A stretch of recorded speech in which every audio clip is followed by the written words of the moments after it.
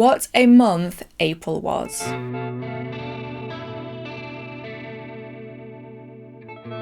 Hi guys, I hope you're doing really well. My name is Sarah and welcome to What the Horror, the channel where we talk about horror movies old and new. That's right, it is time for another monthly recap. I am really enjoying doing these and you guys still seem to be enjoying them, so we are just keeping the ball rolling.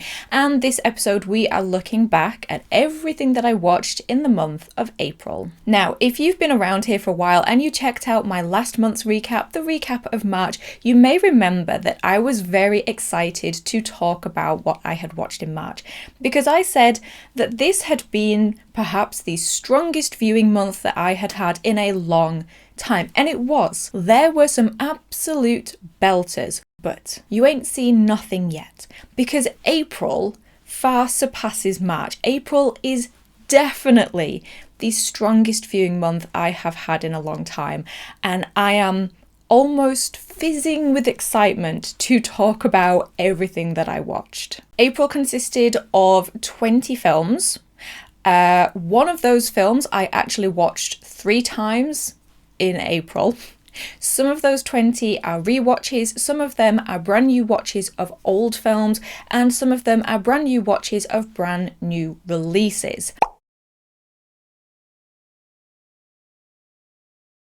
I have also watched a couple of TV shows, so we will as always start with the TV and then move into the movies. With the movies, we will just go in chronological order of what I watched through the month, following my logs on Letterboxd. If you're not already following me on Letterboxd, there is a link to my account in the description box below. And if you do follow me on Letterboxd already, then you will already know what I have watched this month, but stick around because we're going to talk about them. What I also tend to do is at the end of the episode, I pick a pick of the month. So a film that I want to recommend to you guys as my favourite watch, as one that I feel is the one most worth checking out for you, and just, you know, to make it a bit more fun. However, I am already going to say that this month is not just going to have one pick of the month. I think I might end up giving it to 3, maybe. Okay, so before we get into the films, let's just talk about what I watched in TV. Not really much to talk about this month. I'm still continuing on with the X-Files, and I'm still continuing on with Star Trek: The Next Generation. Loving both of them, but to be honest with you, my thoughts on them haven't really changed since the last time, so I won't really talk too much about them. And that's it for TV shows, really.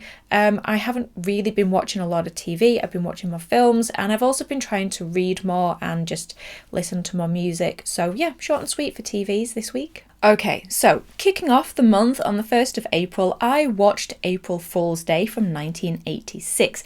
This is a film that I had been meaning to check out for quite a while. I actually bought a physical media copy of it about 2 years ago with the intention to watch it on April Fool's Day.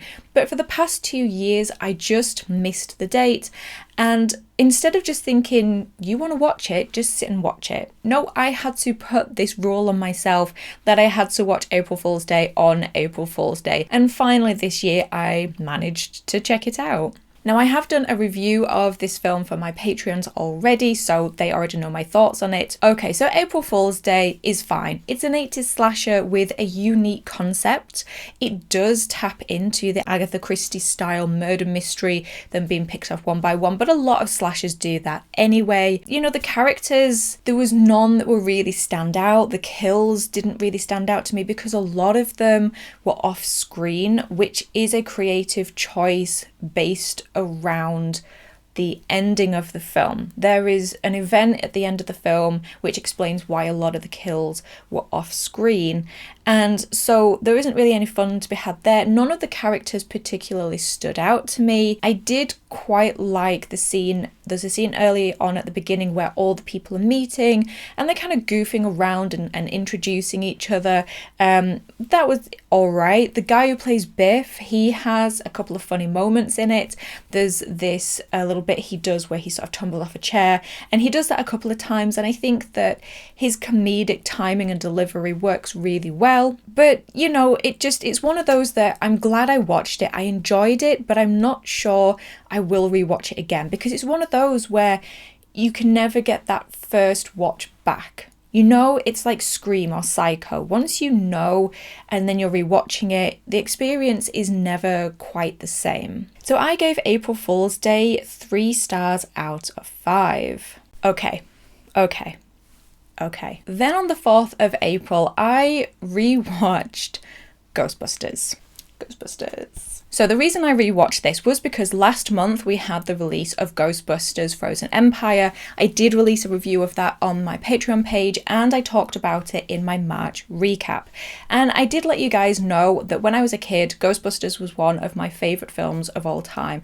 I adored it to absolute pieces. I would watch the cartoon series. I would covet all of the toys that you could get. My neighbour's son had the firehouse and Ecto-1 and the figures and a little Slimer, and I would love to go around and play with them. I really wanted those for myself. And watching Frozen Empire, I know not everybody loved it, but for me, I was sat in the cinema watching this film on the screen and I just felt like a kid. It was that same joy and wonder of watching it, because maybe not necessarily because the film was brilliant, but because it was revisiting this world that meant so much to me. And I'm so glad that I rewatched the original, because I remembered how much the film used to mean to me and how much fun I would have with it, because, you know, the comedy, the humour in this film works so well for me.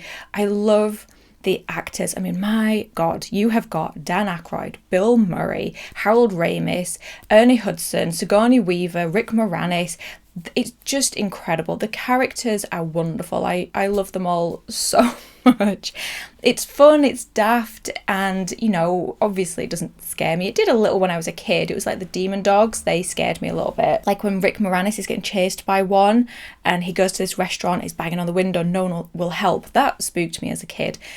Obviously now it doesn't, but it's the best way to describe it is that it's like a big warm hug. It is so pure and happy for me watching this and being in this world, and I understand why it's not for everybody, but having grown up with it, it's just so nostalgic for me and so special to me.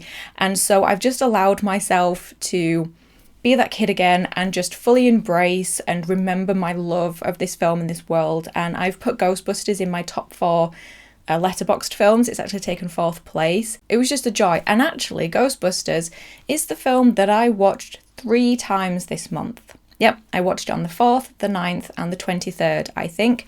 The first one was just watching it properly. The second time I had it on while I was editing. The third time I had it on while I was ironing. And this is what I mean when I say I love it. I've watched it 3 times in a month, having already seen it, oh my God, so many times in the last 3 decades. And yeah, I love it as much on the last watch as I did on the first one. So I gave Ghostbusters 5 out of 5 stars and a heart. Okay, then next on the 6th of April, I watched Scoop, which was recently released on Netflix, and it stars Billie Piper and Gillian Anderson. This is following the story of the interview with Prince Andrew for Newsnight.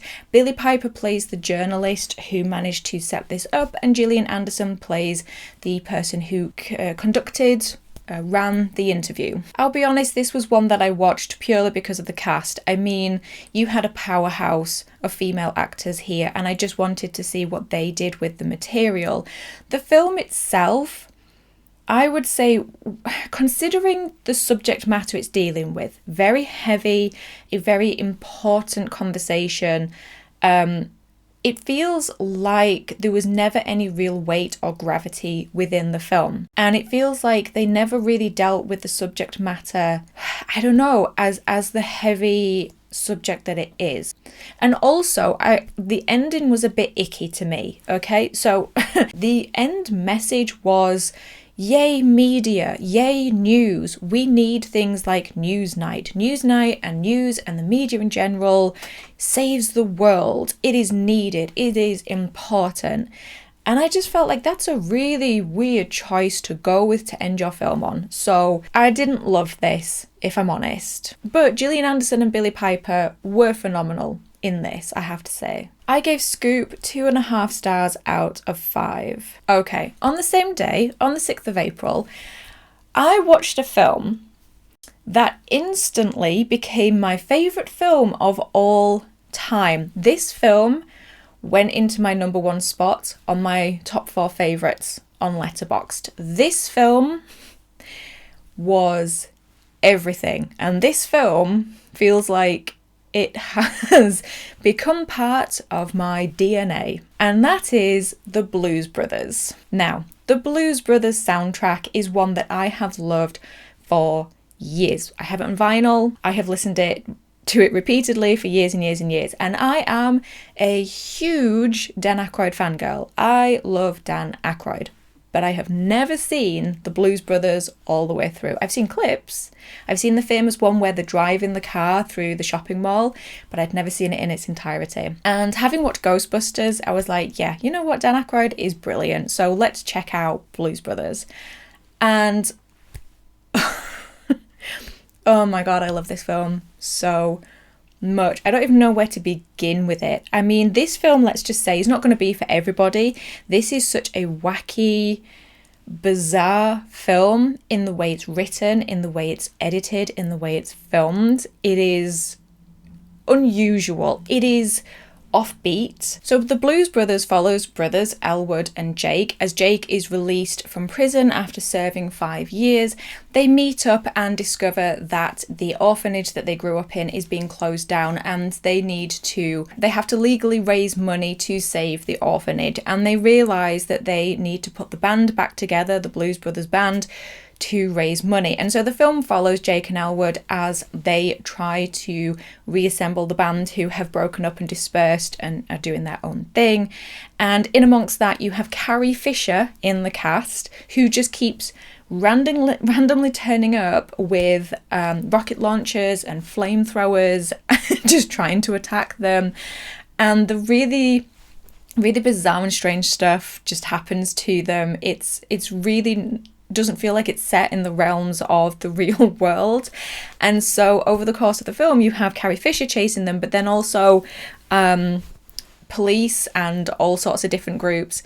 And it's just so wonderful because it is set in the world of blues music. In amongst the cast, not only do you have John Belushi, Dan Aykroyd and Carrie Fisher, but you also have people like Aretha Franklin and Ray Charles and James Brown. And the music in this is off the freaking chain.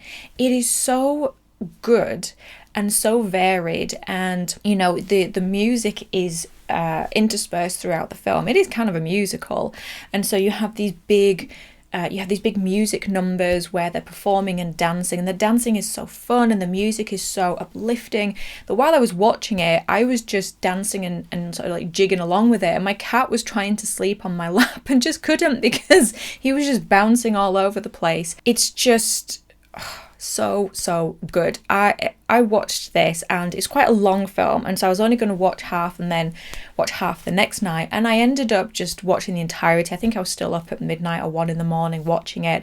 I was so alert, I couldn't look away. It just woke me up because of how fun it was, how funny, how great the music was, and honestly, it just left me feeling so happy and joyful, and that feeling hasn't left me since I watched it. I'm still listening to the music, and my love for this film has just engulfed me. I just adore it, and yeah, it has taken my spot as my favourite film because of how it makes me feel. You know, the filmmaking is exciting and unusual. The writing, Dan Aykroyd wrote it, who also wrote Ghostbusters, and his style of writing, I really like it. It really works for me. But the direction of the film as well, everything's so dynamic and sharp. Okay, so obviously, as you can imagine, I gave the Blues Brothers 5 out of 5 stars and a heart. Okay, then on the 8th of April, I went to the cinema to see the first new release film that I have watched this month, and that was The First Omen. Now, The First Omen is one that I have been really excited about seeing.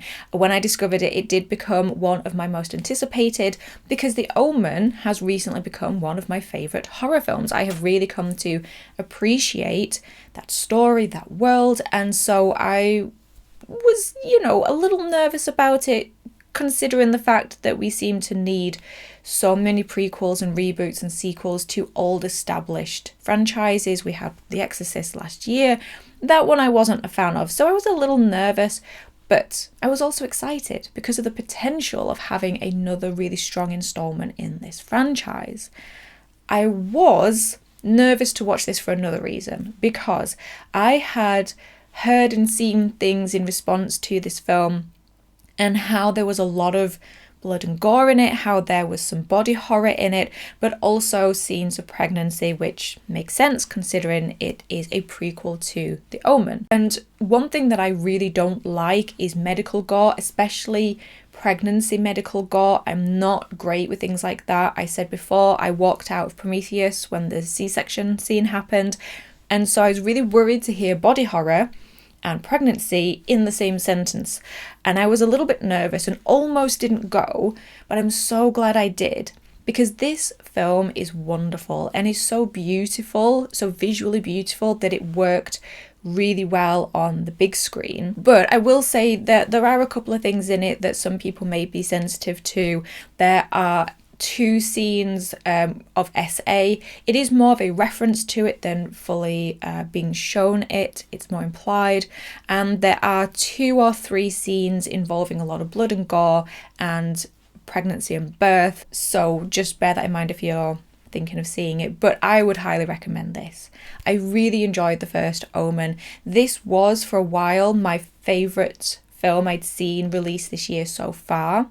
Another one has overtaken that now, though. But this is still second. So it'll be interesting to see if it stays up there for my ranking of all the films at the end of the year. I gave the first Omen 4 out of 5 stars and a heart. Also on the 8th of April, I watched The Omen, The Final Conflict, which was originally meant to be the last Omen film, but we've had 2 more since then, so it evidently wasn't. This one is where the quality of the franchise really dipped off. For me, I wasn't a big fan of this film. I thought it would be quite good because it had Sam Neill in it. Sam Neill is an actor that I generally quite enjoy, but he wasn't good enough to hold this film on its own. But I'm glad I watched it because, you know, I've seen the whole franchise now. I have actually done a ranking of the whole franchise, which I will leave a link to here if you're interested in that. So I gave The Final Conflict 2 out of 5 stars. Then on the 9th of April, I watched the remake of The Omen. I was watching the entire franchise to do the ranking episode. The remake is one I'd seen before. I watched it when it came out back in, I think it was 2006. And I didn't hate it. I do like Julia Stiles as an actor. I think that she is really, really good. And also, it has Pete Postlethwaite in it, who is wonderful. He's one of the best actors to come out of Britain, in my opinion. And, lost far too soon. He is a highlight in it, but I feel criminally underused. I'm trying to think of the name of the guy. Patrick Troughton. Patrick Troughton played the Father Brennan in the original. He's one of my favourite characters of the franchise, probably because of Patrick Troughton's portrayal, and I was excited to rewatch Pete Postlethwaite do it, but criminally underused, which is such a shame. Also, another of my favourite aspects of the original, the whole there's clues in the photographs, was again underplayed in the remake, which I don't understand why. It wasn't beat for beat, but it was near enough that it was fine. It's not the best remake, but it's certainly not the worst. So I gave the Omen remake 3 out of 5 stars. Then on the 10th of April, I watched the final Omen film of the month and of the franchise, and that was The Omen: The Awakening. This was a direct-to-TV movie in the 90s, and when I first started watching it, or when I'd read the synopsis, I was really confused as to why this was called an Omen film. It didn't really seem to have anything to do with the original, certainly nothing to do with Damien, and then really seemed to be a retelling of the original story, but just replacing the boy with the girl. The kills and the gore was hindered by it being made for TV, so that wasn't really there. There weren't really any strong characters in it. The soundtrack was bizarre. It honestly, at times, it felt like there was a score for like a cheesy 80s, 70s children's show. Like think Catch the Pigeon or Wacky Races or Wile E. Coyote and Roadrunner, and then put that on top of The Omen Awakening. And it just felt like they'd put the wrong score on. It didn't match, and there were times when I was just thinking, this is a bizarre choice. I will never rewatch it, but I am glad that I watched it, because the ending was actually quite cool. I do have to say, I did quite enjoy the ending. And that is when it does start to link back to the previous 3 films. It does link into the franchise. And it was a little bit out there and a little bit strange. And there were some questions left with me that I did not understand. And I won't say them here because they're spoilers. But I think I do talk spoilers in the ranking. So if you want to know what the ending is, you can go check out the ranking. But if you have a bit of time to spare and you are a dedicated follower of the Omen franchise, I would say give it a watch for the ending alone.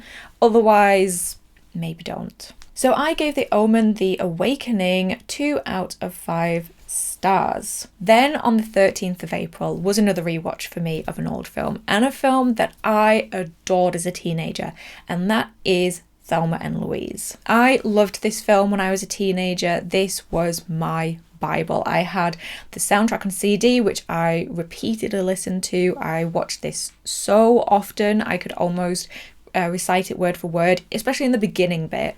And I decided to give this a rewatch. I saw that I think it was on Prime.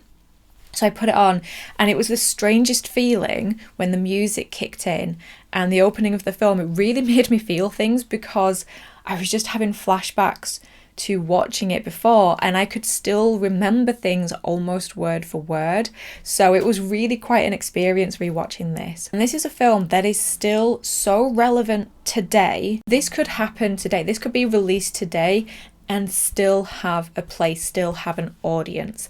This film deals with such important subject matter of how women can be treated in the world, and also just this beautiful story of this friendship between the 2 women, played beautifully and so emotionally by Susan Sarandon and Gina Davis. Gina Davis is probably one of my favourite actors. I really, really love her. It's just such a wonderful story. I mean, it's obviously not. It's a really sad and heavy story, but actually, despite everything that is happening to these women, to see them go on this journey of really wake up and really start living their lives for the first time ever, to really realize what is important at the very end, at the very core of things, and it is the love they have for each other. That is really, really beautiful.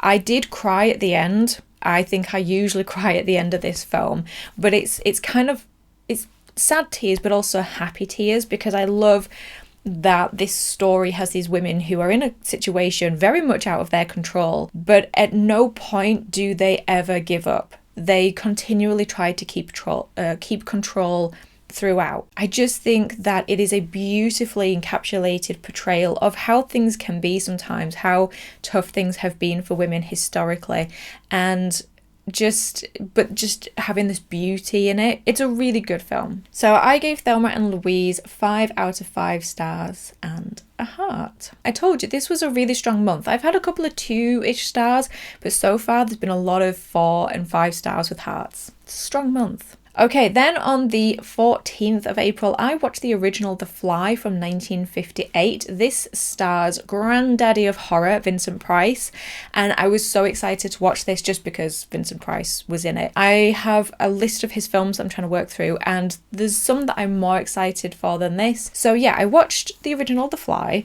and in the beginning, I loved it so much. This is a film that isn't told in a linear way. This is a film that actually opens at the end. And so you are thrust into this situation with Vincent Price and the police. You don't know what's going on. You are in the same boat as them.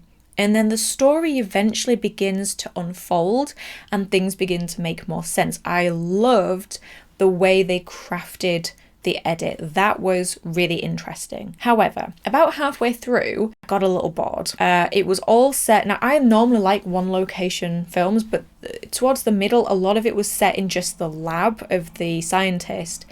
And it got a little boring and it got a little talky, but the dialogue wasn't that interesting. Anytime Vincent Price was on screen, though, was an absolute highlight. I will also say that the original The Fly has a moment at the end of the film that genuinely shocked me at how unsettled I felt by it. There is a horror moment, and it is horrifying. absolutely horrifying. And I'm watching this unfold and I'm thinking, okay, so they're going to do this. They're going to do, oh, no, okay. They're not going to do that. They're just going to let that happen. So then afterwards, retrospectively, I was like, that was horrific. That was so unsettling and gross, the idea of what you've just watched. So, I mean, if that doesn't intrigue you enough to go watch it, I don't know what will. So, the original Fly, I gave 3.5 stars out of 5. Okay, then on the 16th of April, I had a really, really strong viewing day. I watched 2 films that were brilliant. The first of them was American Psycho from 2000, starring, not Patrick Bateman, that is the character, starring Christian Bale. I know, I can't believe I've not watched it yet either, but I have now. This has been on my watched list for ages. So, I've been trying to make my way through some of my mum's favourite horror. I watched American Werewolf in London last month and I watched American Psycho this month.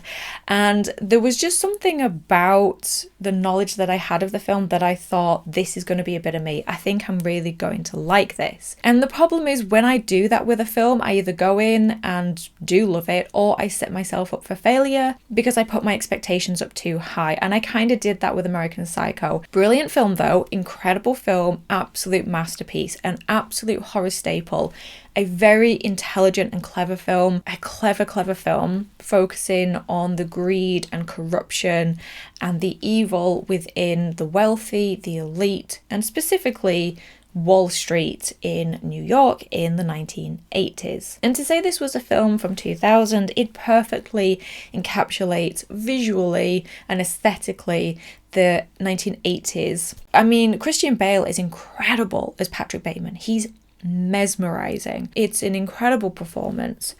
An unusual film, I will say. There are parts of it for me where I thought, okay, what's that meant to mean? What am I actually seeing here? Because you're seeing it from Patrick Bateman's point of view, not anybody else's. And there are times when you wonder if what you're seeing is real, because there's certain deaths that happen that are then questioned later on. But the point is of the film to highlight that it's just a different world. This elite, the wealthy, what they can do and get away with is just completely different to everybody else. And Patrick Bateman's character basically just blends in among his peers. You know, they're on a different style, or in a different style, but on the same level. And it's really, really clever. There's these beautiful little bits where everybody in the film is getting everybody else's names wrong. Everyone is mistaken for somebody else. And that is because they are all interchangeable. They all dress the same. They all try and one-up each other with their business cards and their deals and which restaurant or club they can get into and get a reservation with. So they're all interchangeable. There is no one that really stands out. The kills are really, really interesting, very varied. There'll be some of them that most people are aware of. I think it's been parodied and referenced so many times, and Patrick Bateman doing his little dance to Huey Louie. I love that. I gave American Psycho 4.5 out of 5 stars. Then on the same day, I watched another film that has been on my watch list for a long time. My lovely friend Madison, I think she introduced me to it and recommended it. And so I watched The Love Witch from 2016, which perfectly looks like a film just picked out of the 60s. The way it is filmed, the colours, the styling, everything about it is so me. It is just gorgeous, absolutely gorgeous. I would watch this on a daily basis just to see the visuals. So The Love Witch follows Elaine, a beautiful young witch who is determined to find a man to love her. In her gothic Victorian apartment, she makes spells and potions and then picks up men and seduces them. However, her spells work too well and she ends up with a string of hapless victims. When she finally meets the man of her dreams, her desperation to be loved will drive her to the brink of insanity and murder. Now, despite this film being visually beautiful and that being a highlight of it, this is a film where, yep, externally beautiful, but also has so much to say and so much substance to it. Elaine is one of the best written characters I've seen in a horror film for a long time. She is simultaneously a victim and a villain within this film. But everything that she does, everything that happens to her, happens because of how she has been abused and manipulated by certain men in her life, her father, her husband, and somebody else who introduces her to the world of Wicca and witches. So she is both a victim and a villain. But what they managed to do with this film is take this woman and make her a monster while never becoming monstrous. Like, she's a villain without becoming monstrous. Now, a lot of films do struggle with this. You find the portrayals of the crazy, gross old woman, or like the mother in Barbarian is the perfect example. So you have a female villain, they often have to become monstrous. And Elaine is beautiful and intelligent and endearing. And so I just think that that's such a well-written character. There's so much to her that you can't help liking her and sort of wanting her to succeed. So it was a really good film. I really, really loved this.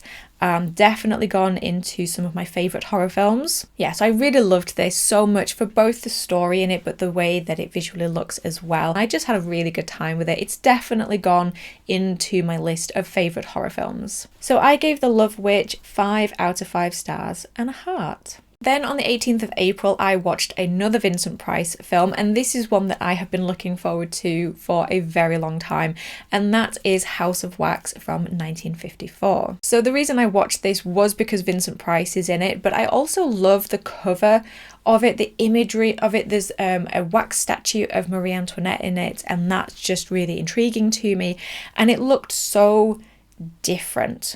It's such a juxtaposition from the remake from, is it 2005 or 2006? I do really like the remake. That is a cheesy 2000 slasher that I will support. But the original looked so different and so intriguing. Could not wait to watch it. I loved the opening and I loved the ending. There was a little bit in the middle when my attention waned a little bit again. Like with the original The Fly, there's something about, I don't know, the structure of these 50s films that it just dips a little. But apart from that, absolutely loved it. This is one that is very gimmicky because it was a really successful 3D film. And so there's a lot of, I think Friday the 13th Part 3. You know, where there's like popcorn shooting up at the camera and someone's throwing a yo-yo. In this one, it's a guy with a ball attached on a string to a bat, and he's doing this at the screen, and it's like, whoa, it's coming at you. And he breaks that fourth wall and actually talks to the audience. So that was really interesting. Vincent Price is amazing in it. He has quite a range to play.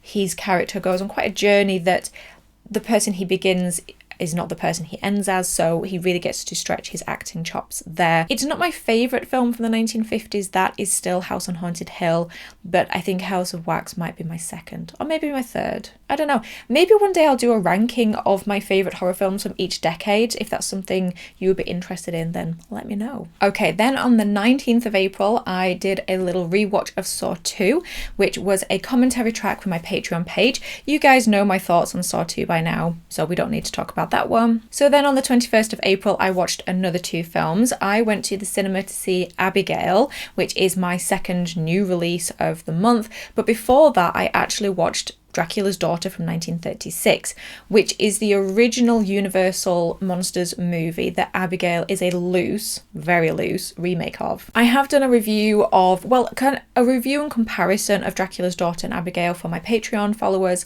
so I won't get into it too much here, but Dracula's Daughter was one that I was really looking forward to because I have really come to love and appreciate the Dracula films with doing my research for research for my evolution of Dracula. I've come to really appreciate it, and the 1931 Dracula film, and this is a direct sequel to that. The opening of Dracula's Daughter is the ending of Dracula, so I was really excited to see where they went with this. But while Dracula's Daughter picks up and follows on from Dracula in terms of story, it does not pick up on and follow on from Dracula in terms of quality. This was a miss for me. I gave Dracula's Daughter 2.5 stars out of 5. But then on the same day, I went to see Abigail, and this was a fun watch. I have done a full review for this, which I will leave a link to here if you want my thoughts on it. So I gave Abigail 3.5 stars out of 5 and a heart, because I did have a good time with it. Then on the 23rd, I finally got to check out Late Night with the Devil. Now, I have done a review of this, which I'm going to release on my Patreon page. I was going to release it here on the channel, but I changed my mind, so I will just talk about it a little bit here. The first thing that I want to talk about is the use of AI, and I know everybody has said their bit, so I'll just give you my opinion on it. I do not support AI replacing the jobs of actual human beings, whether that's writer, director, graphic designer, actor, anything. I do not agree with that.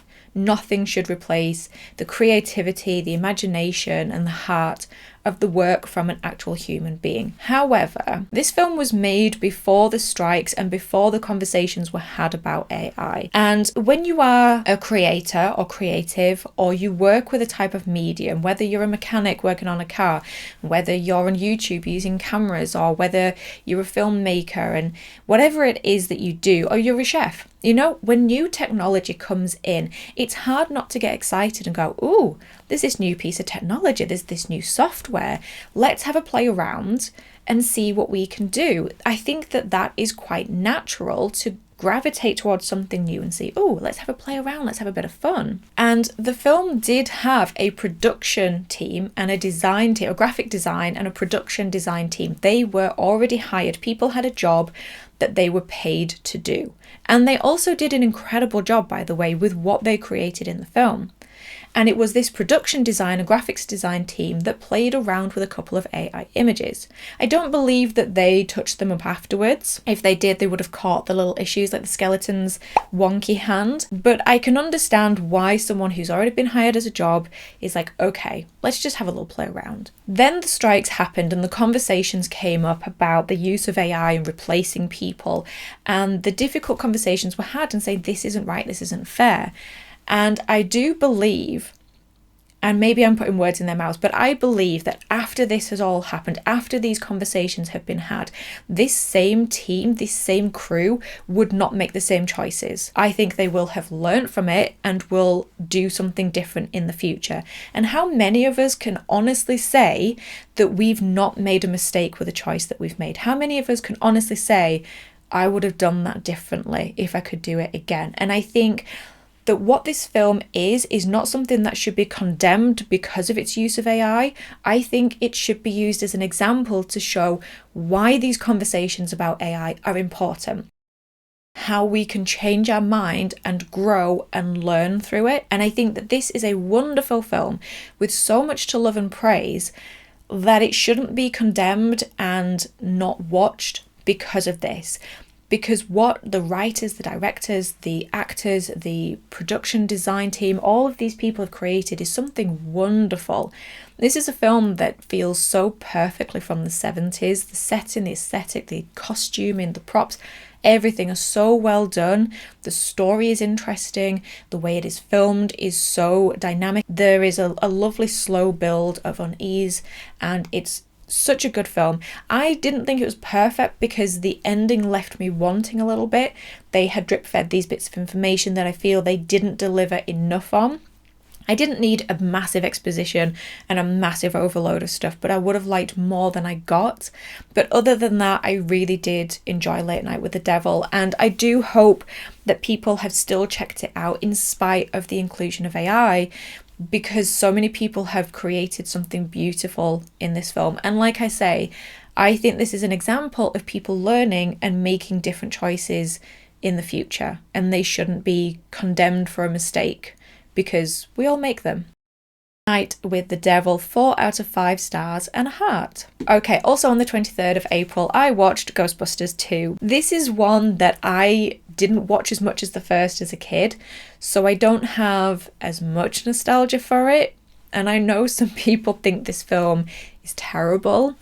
I don't. I love this film. It is not as good as the first one, but it is again written by Dan Aykroyd and Harold Ramis, and it is again directed by Ivan Reitman. It is sillier, far sillier than the first one. There's some bits in it where I think, okay, how, what? Like, there's this pink goo that is manipulating people's anger and emotions in the city, and they collect a sample of it and are experimenting with it and realize that it responds to emotions. And basically Egon admits that he's had sex with this goo. I know, right? There's so many sexual innuendos and undertones to it. Like, there's this bit where Winston and Ray are firing like white foamy goo all over the Statue of Liberty. There's so many sexual undertones in this film, it's ridiculous, but it's also just ridiculously fun and a good time. And you know, you get Ecto-1 back and you get the Ghostbusters back, and Sigourney Weaver returns for it. So yeah, it's just such a fun time. I gave Ghostbusters 2 4 stars out of 5 and a heart. Okay, then on the 25th of April, I watched a really random choice, but I watched Evolution from 2001. This stars Julianne Moore and David Duchovny and Sean William Scott, I believe he's called. The guy who was in Dude, Where's My Car? Yeah, Sean William Scott and Orlando Jones. So Evolution is a comedy that follows the chaos that ensues when a meteor hits the Earth, carrying alien life forms that give new meaning to the term survival of the fittest. So Evolution is actually a film that I have wanted to watch since its release in 2001. And yes, it has taken me 23 years to get round to watching it, but you know, I got there in the end. This is another film where, having watched it, I'm not sure if I like it or not. I think I don't, but there were bits that I did enjoy. So I think it's more of a meh, like it's okay, it's fine. But this is very much a 2000s film. Think Snakes on a Plane and Eight-Legged Freaks. It's very much that ridiculous 2000s humour. I mean, there are butthole jokes, there are fart jokes, there is, you know, the whole, oh, she's an ice queen and all she needs is a really good scene to sort her out kind of jokes. Yeah, very much a time capsule in the early 2000s. Duchovny is in this. There's this funny thing where he's in an alien film and he talks about how he knows people from the government, and you're like, nah, X-Files reference. I get that reference. Sean William Scott is very much Sean William Scott in this. He's every character he's ever played, you know, in American Pie, Dude, Where's My Car? Yeah, there's not really much to say about this film. It's kind of ridiculous, but there were moments that I sort of enjoyed. So I gave Evolution 2.5 out of 5 stars. Okay. And the final film we're going to talk about is the third and final film that I saw in theatres this month. And on the 27th of April, I went to see Boy Kills World. This is the brand new Bill Skarsgård film that is, well, I mean, it's kind of a horror film, but it's also not. It's kind of like an action violent film, but because of the gore, because of the violence in it, it's definitely horror adjacent and was marketed as a horror film. Its trailer was played with other horror trailers, so you know, I've classed it as a horror film. When his family is murdered, a deaf-mute named Boy escapes to the jungle and is trained by a mysterious shaman to repress his childish imagination and become an instrument of death. Might not be for everybody because it does kind of play out like a graphic novel or a 1980s video arcade game. The way it's edited, the way the story flows is quite unusual, so it's not going to be to everybody's taste, but I loved it and I would just highly recommend it. I gave Boy Kills World 4.5 stars out of 5 and a heart. Okay, so there you have it, my recap of April. I had 2 new entries in my Letterboxd for favourites. I have had a brand new favourite film of all time. I've had some really good new releases of the year, with both The First Omen and Boy Kills World being my first and second favourite of the year so far. Lots of 5 stars and a heart ratings, so really strong month. Now, I said in the beginning that this month wasn't going to have just one pick of the month because that's just damn near impossible. So I'm going to pick a few pick of the months, and that would be The Blues Brothers, Boy Kills World, The First Omen, Ghostbusters, and The Love Witch.